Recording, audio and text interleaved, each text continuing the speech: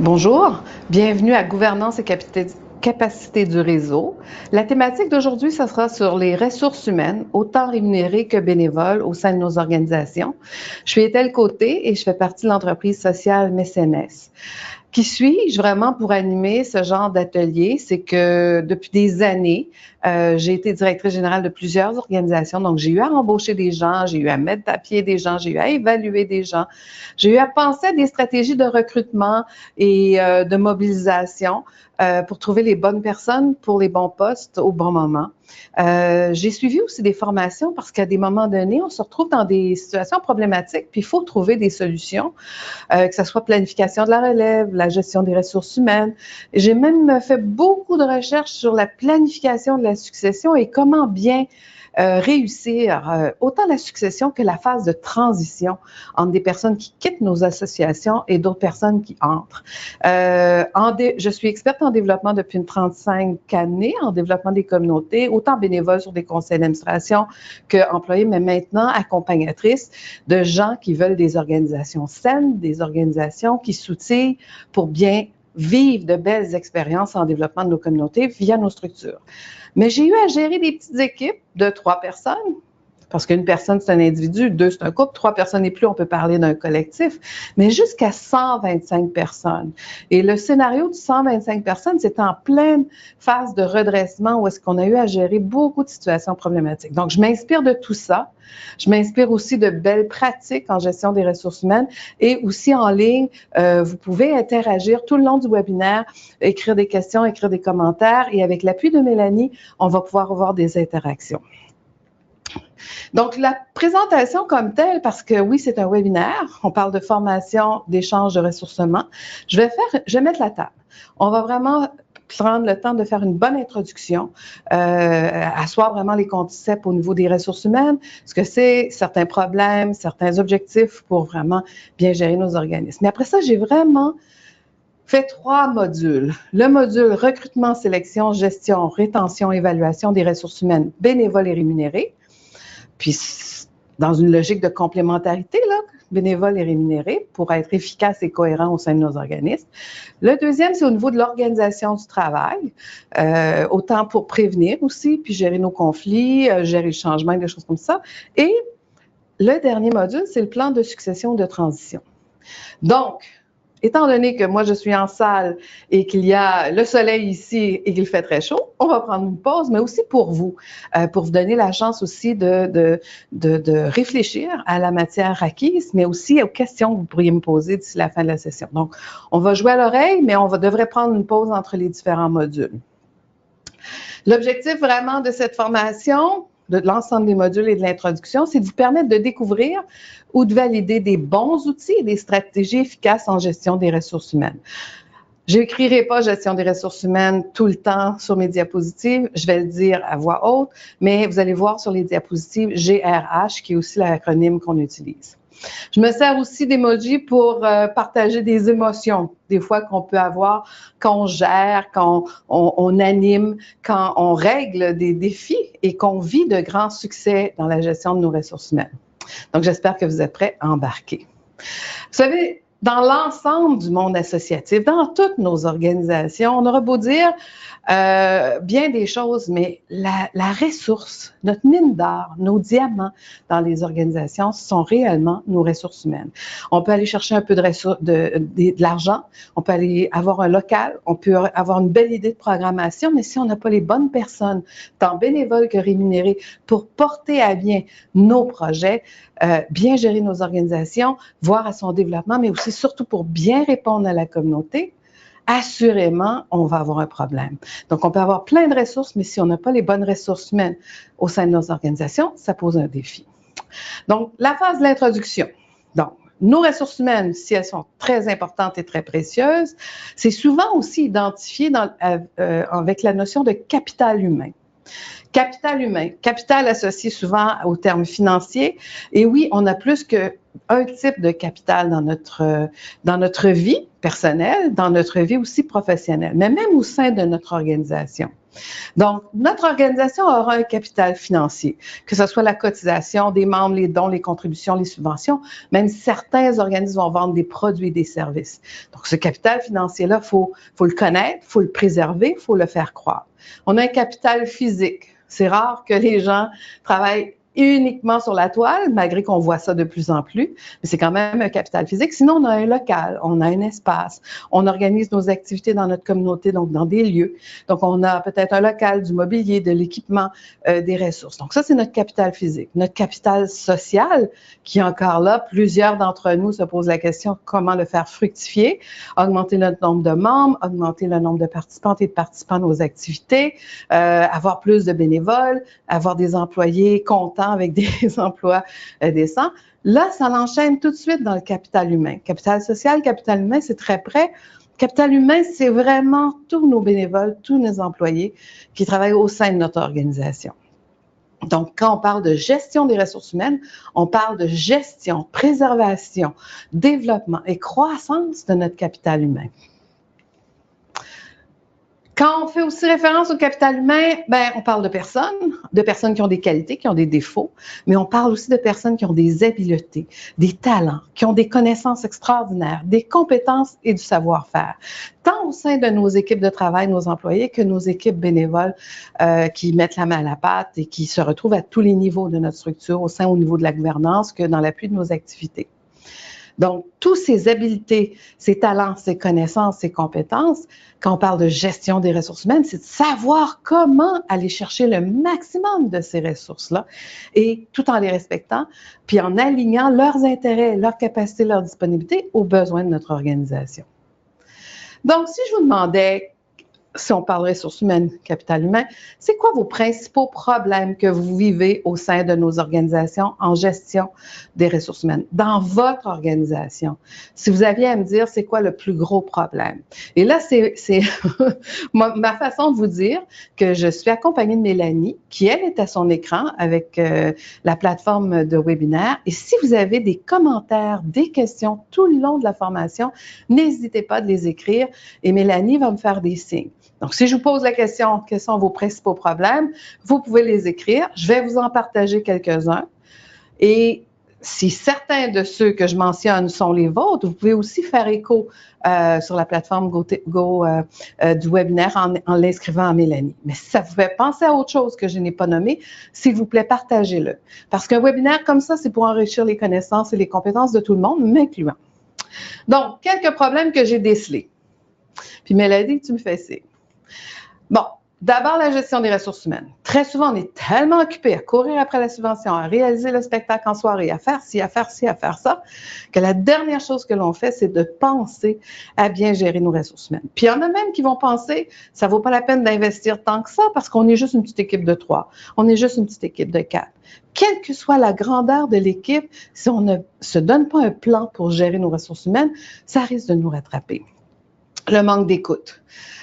Au niveau des ressources humaines, on va avoir des employés, des bénévoles qui vont dire « Ah, je me sens pas écoutée par la direction, par la présidence, par ci et par ça, j'essaie d'exprimer, de partager des choses, il y a un manque d'écoute. » On se rend compte aussi dans la gestion des ressources humaines bénévoles et rémunérées, la méconnaissance des rôles, des responsabilités et des tâches, parce que même les bénévoles peuvent avoir des tâches, assurément des descriptions de tâches de nos employés aussi. Mais ça peut être entre la direction et le conseil d'administration, les bénévoles et les employés qui s'impliquent sur le même projet. Donc, la méconnaissance de ces rôles-là peuvent affecter la gestion de nos ressources humaines, peuvent les décourager. L'absentéisme.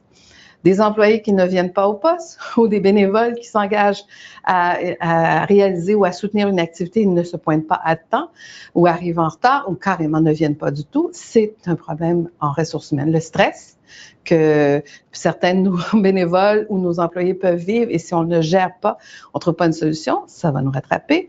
Les conflits.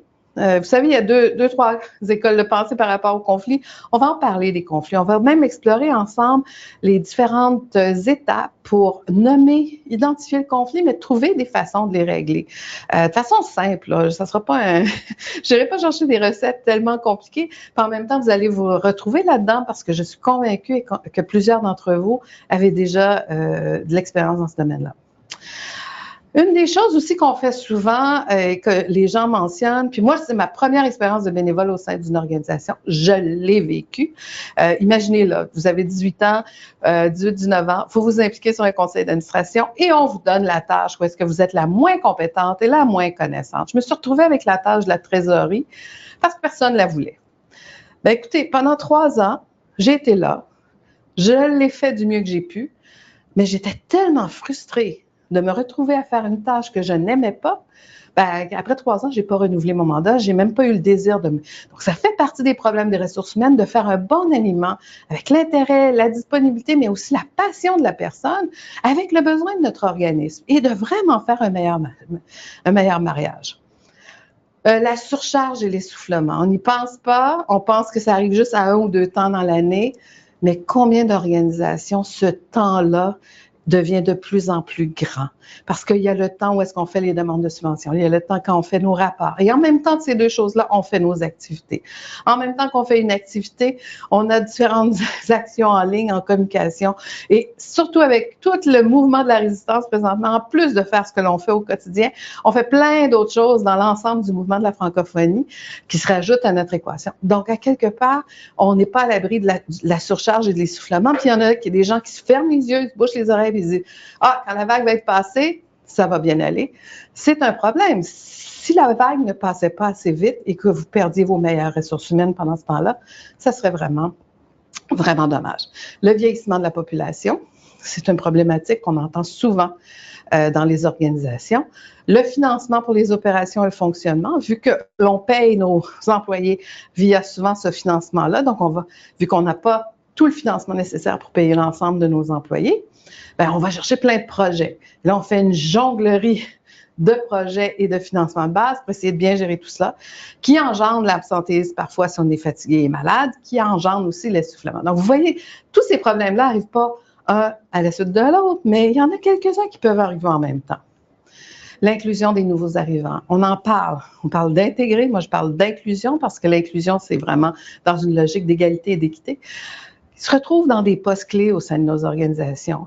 On se pose la question, puis après ça, lors des entrevues, on se rend compte que si on compare l'expertise, les connaissances et tout ça, c'est pas évident qu'ils vont passer la rampe. Donc, ça fait partie des problématiques. En particulier, en francophonie, je pourrais rajouter l'assimilation. On est dans certaines régions où est-ce que l'assimilation nous affecte de plein pied. Ça a un impact sur la gestion des ressources humaines. Imaginez, vous travaillez en francophonie, puis d'un coup, toute l'équipe de travail parle en anglais parce qu'ils sont immergés dans le milieu anglophone. Ça affecte le contexte de travail, la mission pour laquelle ils travaillent, mais aussi l'esprit de travail. L'absence de main-d'œuvre qualifiée en français, le manque d'institutions de formation en proximité. Si on est dans une région, puis qu'il y aurait du bien bon monde qu'on pourrait embaucher ou qu'on pourrait recruter comme bénévole, mais ils n'ont pas les compétences. Si on n'a pas une institution postsecondaire proche de chez nous, on ne va pas les envoyer à 300 km de chez nous. Donc, d'avoir cette absence d'institution-là qui peut peut-être aider les organisations à se former, à se ressourcer. Ce que fait la FO présentement en utilisant le web, la toile, c'est génial parce que ça rend la formation accessible à tous. Mais parfois, une organisation va vouloir développer une compétence particulière. Qui va vous aider pour cette compétence particulière-là? Le taux de roulement du personnel, hein, nous, on offre parfois de très bons salaires, des emplois avec de très bons salaires, mais si le salaire est meilleur ailleurs, on risque d'être comme le tremplin. On forme, on accueille, on encadre, et tout d'un coup, oups, la personne passe à autre chose. Tant mieux pour la personne, elle continue son plan de carrière, mais pour nous, dans la gestion de nos ressources humaines, ce taux de roulement a un impact sur les personnes qui restent au sein de l'équipe. Il faut trouver une façon de le régler. La relève, surtout dans des postes clés, ça peut être problématique. L'éparpillement et l'éloignement des communautés, quand on se recherche des personnes compétentes puis qui sont carrément très loin de chez nous. L'exode des jeunes, quand on veut avoir une pulsion nouvelle, puis qu'on est dans une région où tous les jeunes ont quitté pour aller étudier ailleurs en province ou ailleurs au pays, bien, ça peut être une problématique si on a des stagiaires ou des programmes pour créer des emplois jeunesse, le salaire. Il y a des organisations qui réussissent à vraiment offrir de bons salaires de qualité, comparables dans le marché, mais il y en a beaucoup que ce n'est pas le cas. Donc, on accroche les gens via la gestion des ressources humaines tant par le salaire, mais par aussi plein d'autres éléments qu'on va regarder tout à l'heure. Et le dernier que j'ai mis, mais qui est vraiment souvent le premier, toujours les mêmes. En gestion des ressources humaines, on a tendance à embaucher les mêmes personnes. On est vrai, si le kit, on ne sait pas qui d'autre embaucher. Pour les bénévoles, c'est à peu près la même chose. On a des gens essoufflés parce que c'est toujours les mêmes qui sont au rendez-vous. Donc, quand on parle de gestion des ressources humaines et qu'on est consciente de ces problématiques-là et de ces enjeux-là, il faut explorer des solutions. Donc, module 1. Est-ce que ça va, Mélanie, au niveau du rythme? Pas de commentaires en ligne déjà? OK. Donc, parlons de recrutement, sélection, gestion, rétention, évaluation des ressources humaines bénévoles et rémunérées, puis de façon complémentaire là, entre celles-ci, parce qu'un travaille vraiment avec l'autre. 2 citations que j'ai trouvées, des citations anonymes, parce que c'est des gens qui travaillent en gestion des ressources humaines, mais ils n'ont pas signé. Le meilleur moyen de développer les compétences de nos employés et de nos bénévoles, c'est de leur faire faire quelque chose qu'ils n'ont jamais fait. Hey, qui aurait déjà pensé à ça? Non, des fois, on est dans une routine et on pense même pas proposer quelque chose de nouveau. Et peut-être que si on le faisait, ça, on pourrait aller chercher un nouveau niveau d'intérêt et d'engagement au sein de notre organisme. Une autre citation, souvent les mandats sur les projets sont très précis, alors on met quelqu'un dans une boîte pour faire cette tâche-là. On lui dit quand on a besoin de lui ou d'elle pour faire, tu ne fais que ça. Et si les personnes avaient d'autres intérêts, d'autres compétences qu'on pourrait mettre à profit au sein de notre organisation? Imaginez à côté de quoi on passe. Il y a une personne au gouvernement, à sa fête de retraite, disait, vous savez, j'ai travaillé 45 ans au gouvernement, puis il dit, on est venu chercher mes bras.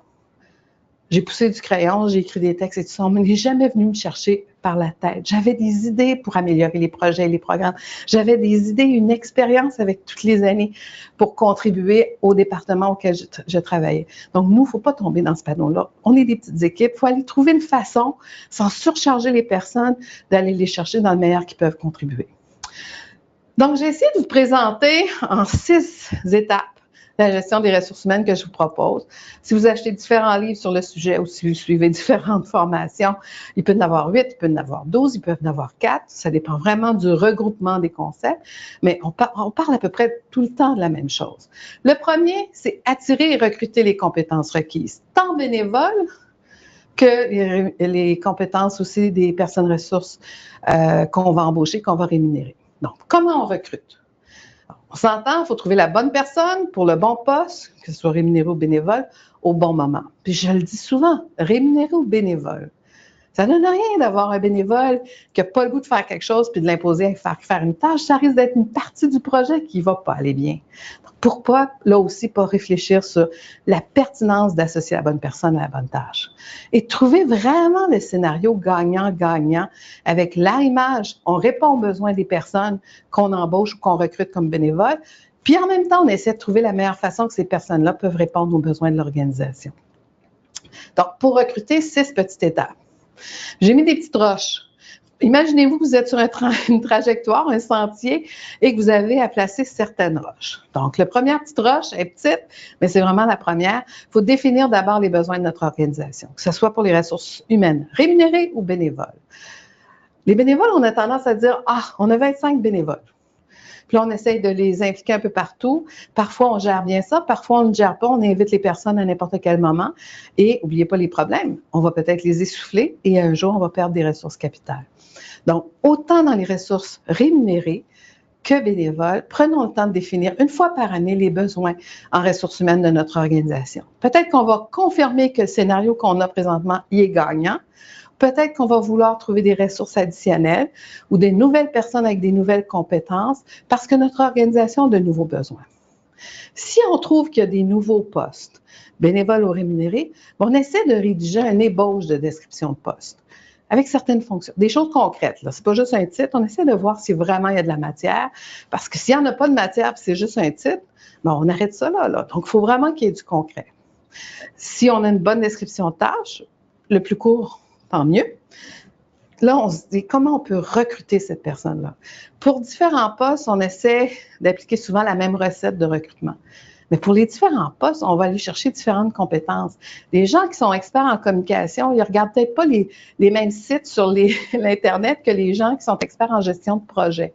Et les gens qui font de la recherche de financement diversifié, ils se retrouvent peut-être pas dans les mêmes réseaux que les gens qui font de la bureautique et qui travaillent dans le bureau. Donc, comment on rejoint les personnes si on applique la même recette de recrutement?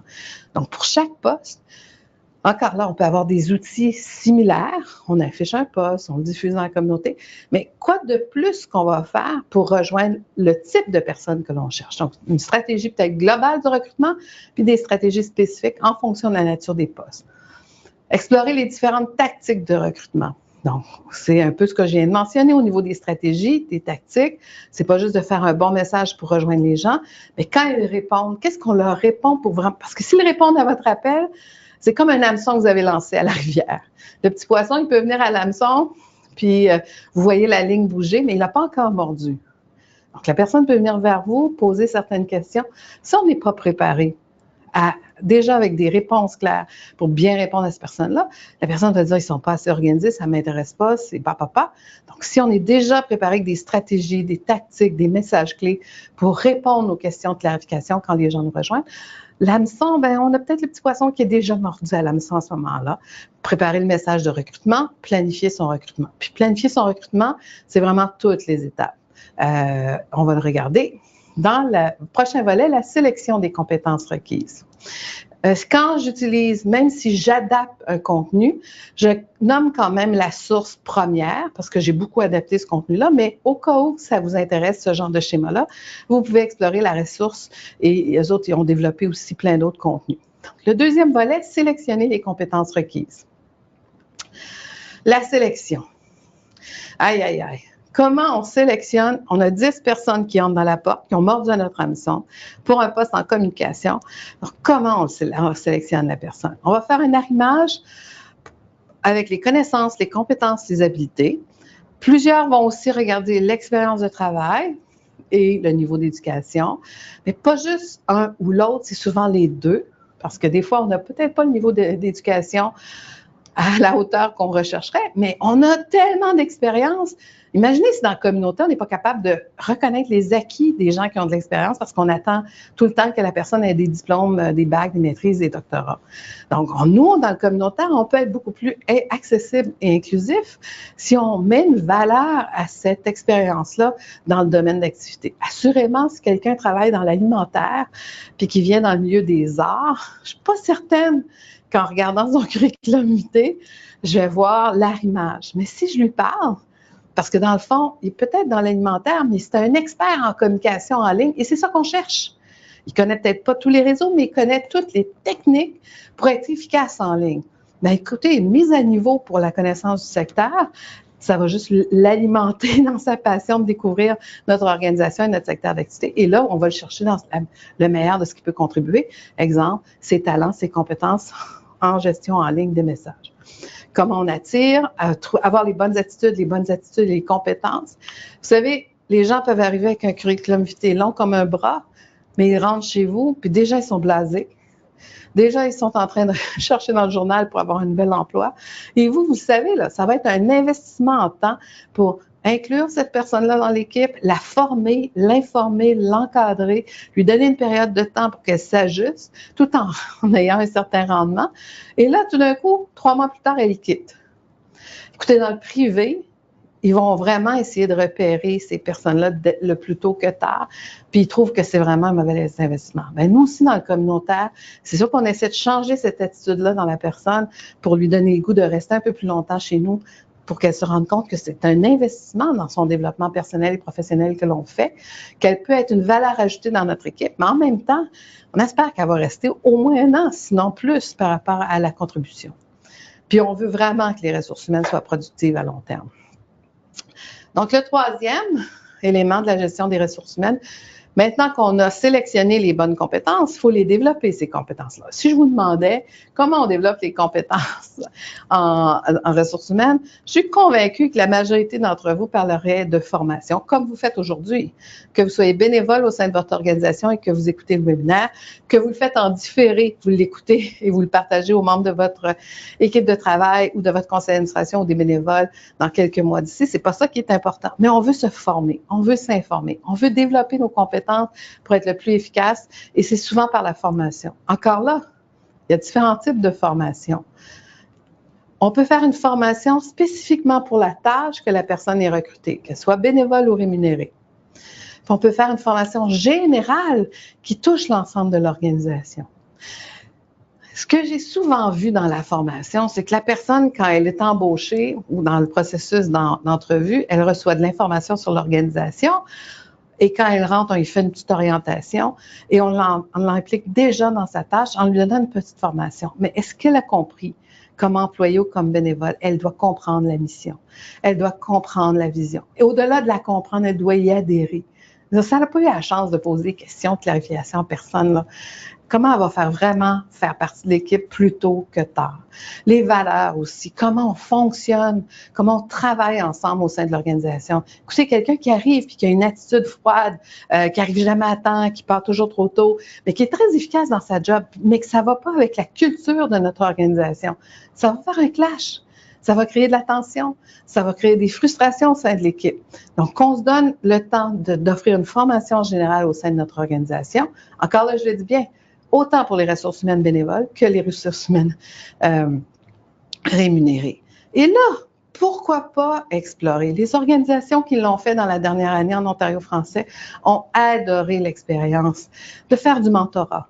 Une jeune direction générale qui arrive en poste, jumelée à une direction générale, peut-être dans le même secteur d'activité ou dans sa région, dans un autre secteur d'activité ou dans une autre région. Ils sont jumelés et là, toutes les questions sont bienvenues, puis l'expertise est au rendez-vous. Et la jeune personne dans ce poste-là peut être mentorée par une personne qui a plusieurs années d'expérience. Pourquoi on ne le ferait pas dans le milieu associatif davantage quand on sait déjà que certaines organisations l'ont fait et que ça l'a tellement aidé la gestion des ressources humaines de ces organisations, mais aussi la performance de ces organisations-là et le coaching. Bien, parfois, peut-être qu'on peut faire du mentorat, mais parfois, on a peut-être besoin vraiment de quelqu'un, d'un professionnel qui va nous accompagner pendant quelques heures, quelques jours. Ça peut être un contrat payé. Habituellement, le coaching, c'est rémunéré.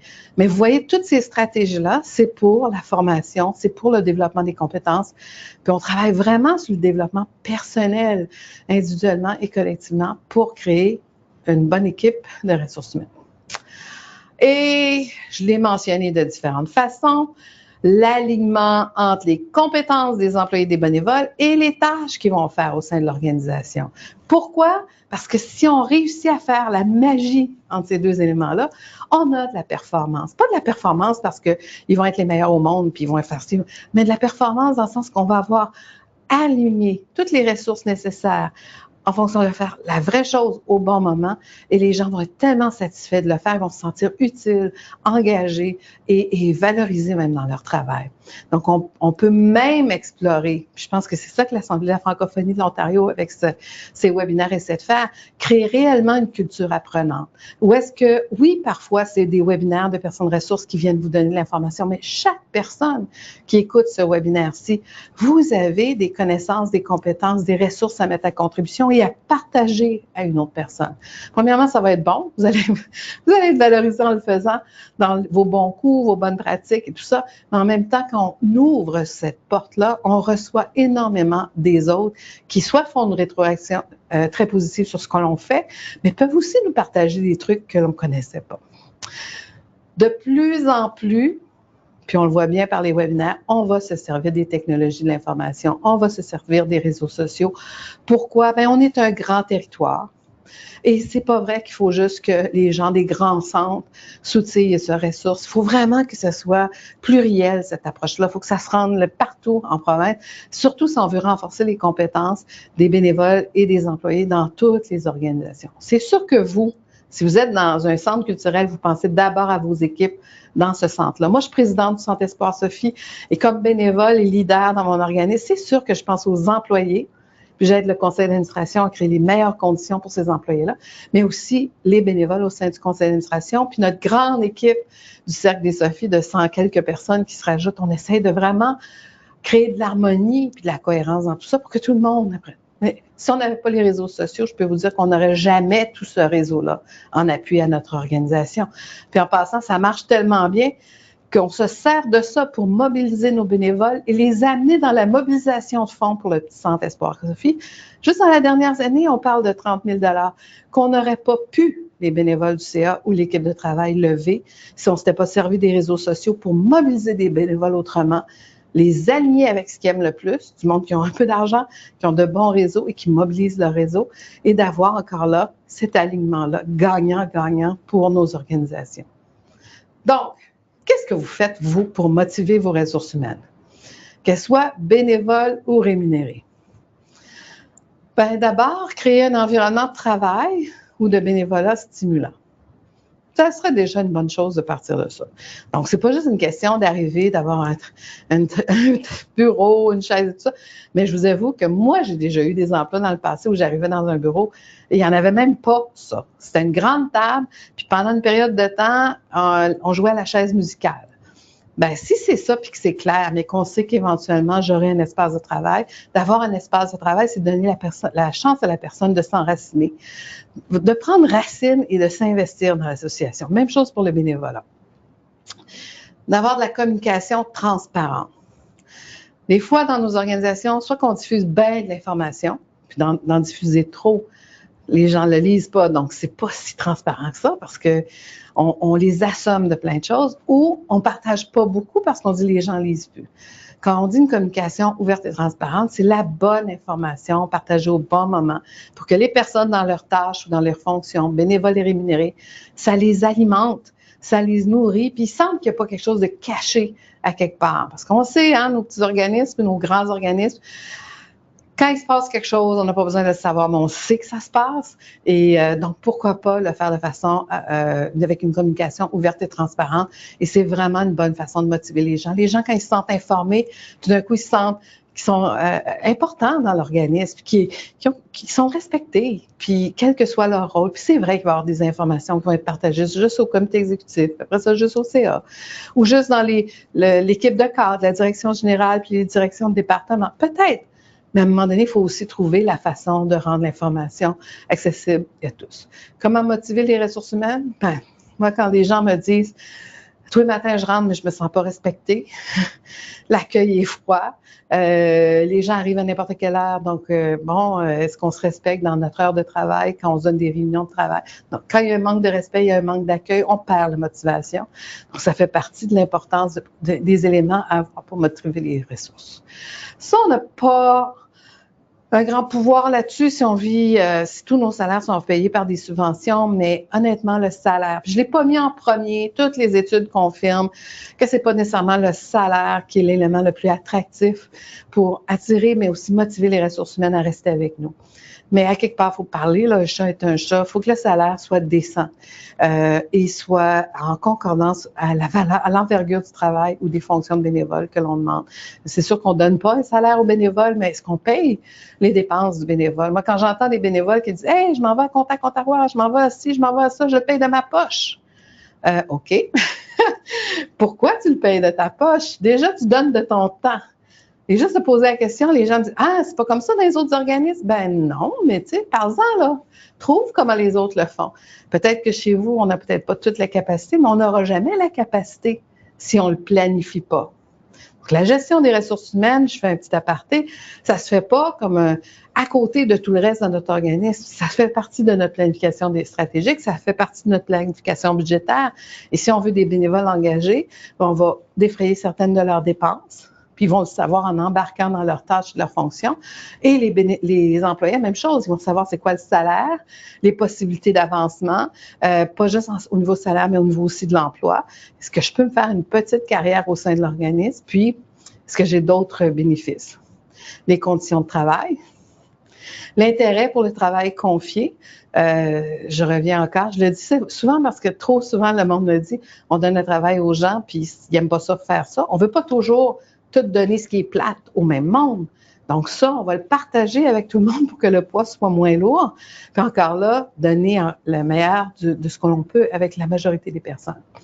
Trouver une façon de reconnaître. Pas juste reconnaître une fois par année, on donne des certificats, oui, oui, oui.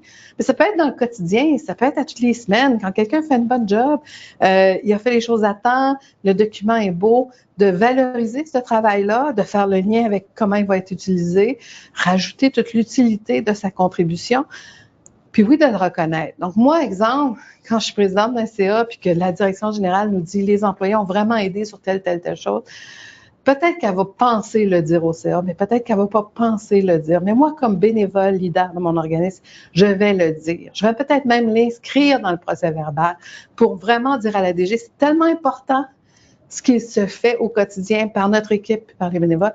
On va le nommer, on va l'écrire dans le procès verbal, on va le reconnaître. Peut-être qu'un peu plus tard, on va trouver des façons de le faire autrement. Et l'évolution de la carrière, je l'ai mentionné en lien aussi avec le salaire. Est-ce qu'il y a d'autres avantages qu'on pourrait offrir pour motiver les ressources humaines? Puis encore là, si vous avez des idées, n'hésitez pas à écrire en ligne. Mélanie va me faire signe. 4e étape, évaluer et retenir les compétences. Imaginez, on les a attirés, on a investi du temps pour les attirer, les recruter. Attirer, ils ont vu l'hameçon, recruter, ils ont mordu à l'hameçon. Là, il y en a beaucoup qui ont mordu à l'hameçon. De tout ce monde-là, on sélectionne pour avoir les meilleures compétences. Quand on a sélectionné, on les développe. Donc, tout ce qui est formation, encadrement, coaching, mentorat, la meilleure stratégie qu'on peut adapter à notre contexte. Mais si on fait juste ça puis qu'on s'arrête là, ça se peut qu'on fasse des gaffes. Vous voyez, il y a 2 autres blocs. Un bloc, c'est l'évaluation. Prendre le temps d'évaluer et de retenir les ressources au sein de nos équipes. Donc, si vous faites l'évaluation un peu comme sur cette personne-là, vous voyez, à 3 employés, elle les regarde, elle les a mis sous un défi plus grande nature. Puis elle les regarde, puis elle dit « Ah, toi dehors, toi aussi. » Puis là, il en reste juste un. Bien entendu, le défi est tellement grand que ça lui tombe sur la tête. Donc, c'est une joke, là, c'est une farce, mais en même temps, parfois, on crée des contextes tellement stressants, tellement de surcharge et tout, et on évalue les personnes dans ce contexte-là quand on se donne peut-être pas la chance de tenir compte de tout le contexte. Donc, pour évaluer nos personnes, bien, d'abord, on part la prémisse initiale. On l'a embauché, on l'a recruté en clarifiant la description de tâches, en lien avec ses aptitudes. Donc, l'évaluation des aptitudes, on fait un lien aussi avec la description de tâches. On prévoit aussi au sein de notre organisation les besoins en ressources humaines pendant l'année. Donc, encore là, cette personne-là, on y fait une évaluation, ce qu'elle fait bien, ce qu'elle pourrait améliorer, tout ça. Ça nous donne aussi la chance de peut-être identifier avec elle où est-ce qu'elle pourrait s'impliquer ailleurs dans l'organisation, intégrant sa job. On fait l'analyse de l'écart entre ce que la personne fait, puis ce qu'on lui demande, puis vraiment la situation désirée. Écoutez, si on ne fait pas ça, si on ne prend pas la chance de parler à un bénévole qui fait de la chenoute pour lui dire, écoute, là, tu y viens avec ton cœur, tu viens avec ta passion, mais ce que tu fais ne vient pas vraiment aider le projet ou le programme dans lequel on est impliqué. Mais si tu le faisais un peu autrement, il me semble que tu serais meilleur. Il me semble que ça aiderait. Il me semble as-tu besoin d'aide? Puis là, on peut se donner des nouveaux objectifs, puis donner la chance autant aux bénévoles de s'améliorer et faire la même chose pour l'employé. Si la personne n'a pas bien saisi la description de tâche, puis qu'on ne fait pas une gestion des ressources humaines, puis qu'on y fait une évaluation 2 ans plus tard, puis qu'on n'a jamais eu la chance de dire « Hey, ça, tu le fais bien. Ça, faudrait l'améliorer. » Mais as-tu des idées de comment tu pourrais le faire? Puis la personne peut nous revenir avec des suggestions, puis si elle n'en a pas, bien nous, est-ce qu'on peut lui en donner pour améliorer la situation? Puis se donner une période de temps, des objectifs pour rectifier le tir. Puis vous savez, moi, je crois beaucoup à la règle du baseball, surtout quand on joue avec la gestion des ressources humaines, avec une grande équipe, comme je l'ai fait avec les 120 quelques employés dans une coopérative en redressement. Ben, je m'excuse, mais quand tu as rencontré une fois et que tu as pris le temps d'écouter la personne et que tu as remis tout au diapason, là, on s'est vraiment entendu, c'était ça ta description de tâche, c'est ça que tu fais, on arrive-tu à la même lecture? OK. Qu'est-ce que tu pourrais faire autrement? On se donne des objectifs. On se revoit dans 3 mois. Il n'y a rien de fait. OK. Ça, c'est la première prise. On se rencontre. Qu'est-ce que tu n'as pas compris? Qu'est-ce que j'ai pas compris? Qu'est-ce qui pourrait être fait? Peut-être que l'objectif était trop élevé. Qu'est-ce que tu pourrais faire pour une période de temps X? Elle repart. Il n'y a rien de fait. Deuxième prise. On se réessaye encore. Puis on réexplique peut-être d'une autre façon. On lui donne des tâches plus petites. La période de temps pour faire le retour est plus courte. On essaie différentes affaires. Surtout si on croit dans les compétences de cette personne-là. Honnêtement, les 3 prises sont révélatrices. C'est après 3 prises, 3 tentatives d'aider la personne de rectifier le tir, il faut peut-être lui montrer la porte pour qu'elle aille à autre chose. Au niveau légal, plusieurs avocats vont vous dire qu'il faut vraiment documenter, donner la chance à la personne de bien habiter son emploi et de bien s'améliorer par rapport à ce qu'elle a à faire dans cet emploi-là. Donc, c'est ça la logique du baseball en ressources humaines, les 3 prises. Et si vous ne documentez pas, vous n'êtes pas outillé non plus pour aller plus loin. Soit proposer à la personne un nouvel emploi, soit l'aider à trouver un autre employeur, soit carrément la laisser aller parce que ça ne va vraiment pas. Et comme un bénévole, on peut aussi avoir la logique des 3 prises ou même moins, mais dans une logique de prendre le temps de s'expliquer puis de faire le lien avec nos attentes. Moi, il y a du monde qui me disent, ben, j'avais 10 bénévoles, je m'attendais à ce qu'ils fassent telle chose, ils l'ont pas fait. On était tout coche le matin, le jour de l'activité. Là, j'ai juste posé, mais quand est-ce que vous leur avez expliqué vos attentes? J'ai vu la description de tâche, mais ce que vous me dites, c'est pas sa description de tâche. On dirait qu'il y a un sous-texte à la description de tâche. Ouais, mais ils devraient le savoir, ils ont déjà vu la tâche puis le travail les années passées. Ben non.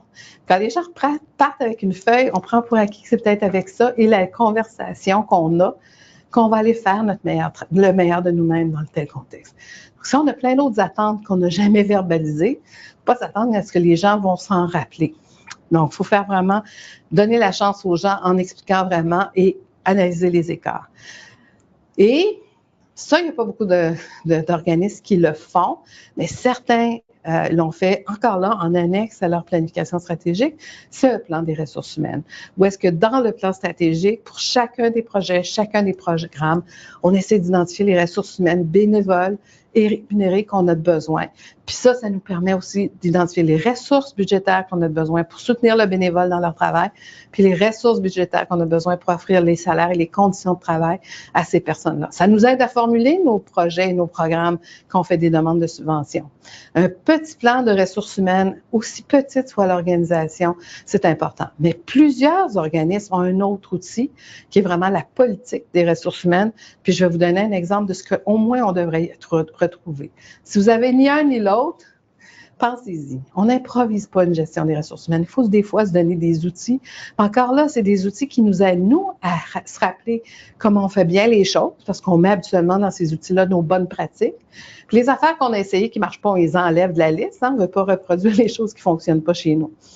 L'AFO va vous donner l'accès à un autre guide que Mécénas a créé en regardant une vingtaine de ressources au niveau de la gestion et l'évaluation des bénévoles, rétention, recrutement, sélection des bénévoles spécifiquement.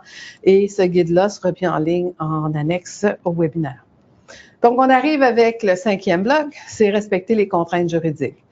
On travaille dans un pays, toutes les lois, tous les règlements, que ce soit municipaux, provinciaux et fédéral, ont préséance sur tout ce que l'on fait. Il faut vraiment s'assurer de connaître. Et si on ne connaît pas, c'est pas tout le monde qui est avocat, c'est pas tout le monde qui...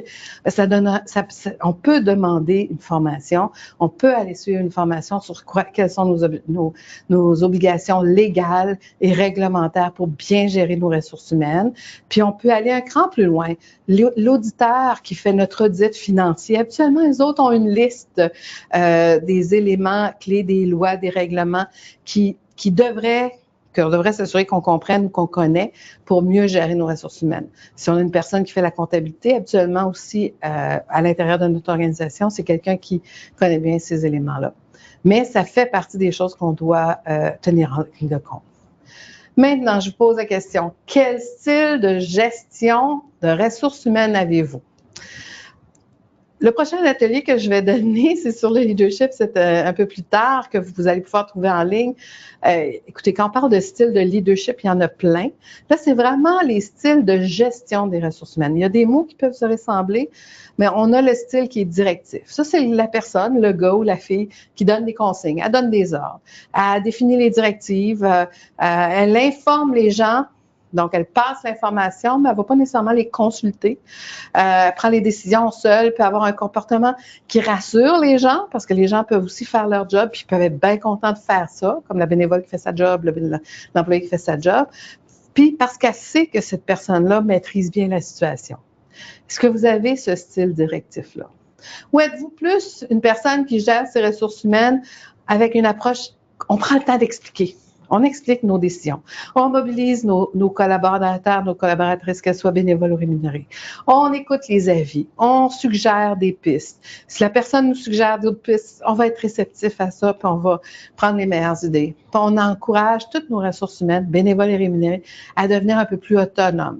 Donc, pour être autonome, il faut savoir c'est quoi les attentes de l'organisation, qu'est-ce qu'on doit faire, et de le faire pleinement en lien avec des livrables. Quand est-ce que ça doit être fait, avec quelles ressources et tout ça. Êtes-vous ce genre-là qui prend le temps d'expliquer?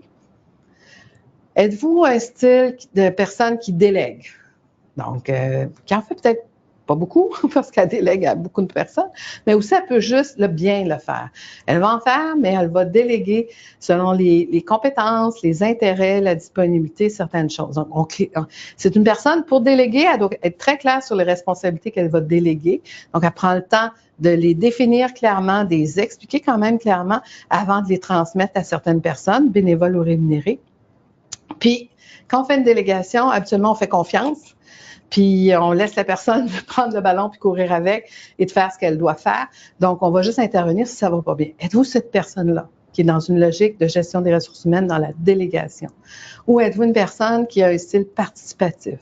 Vous proposez des choses, vous consultez, vous êtes préoccupé par l'engagement des ressources humaines, vous avez toujours trouvé une façon de les engager, tout ça. Êtes-vous plus directif, explicatif, participatif ou délégatif? Donc, ça, c'est intéressant de se poser la question. Pourquoi se la poser? C'est qu'on peut être un peu de tout. Peut-être que pour certaines personnes, ça va même les rassurer quand on est directif. Pour d'autres personnes, ils ont besoin de sentir qu'ils ont toujours la main à la pâte. Puis avec eux et avec elles, on va peut-être avoir une approche plus participative. Il y en a d'autres que si on ne prend pas le temps de bien leur expliquer, ils vont se lancer dans le travail, mais c'est pas évident qu'ils vont faire ce qu'on s'attend d'eux. Puis dans la délégation, mais encore là, il faut être critique. Est-ce qu'on délègue tout ou on délègue certaines choses, puis à qui et comment on le fait? Donc, ça se peut très bien que vous naviguez dans ces différents styles-là, mais c'est intéressant de vous questionner sur quel genre vous êtes, parce qu'encore là, si vous êtes plus directif, bien, il y a des limites à ça. La personne qui donne toujours des ordres, surtout dans le milieu associatif, qui ne va pas chercher le meilleur des gens, puis que c'est toujours à sens unique, à un moment donné, vous allez brûler des bonnes personnes qui sont autonomes, qui pourraient prendre le ballon, puis courir avec, puis faire de grandes choses dans votre association. Ces personnes-là, l'approche directive, ils vont vous toffer 1 mois, 2 mois, 3 mois, mais ils ne resteront pas 1 an, sans doute, dans votre équation. Donc, encore là, il faut vraiment naviguer dans ces styles-là en tenant compte des dynamiques de nos personnes. Donc, j'espère que ce premier module vous a intéressé. Pour le deuxième module, on va vraiment rentrer dans l'organisation du travail, la prévention, la gestion des conflits et le changement organisationnel. Mais on va prendre une petite pause de 5 minutes, je crois. À tout à l'heure.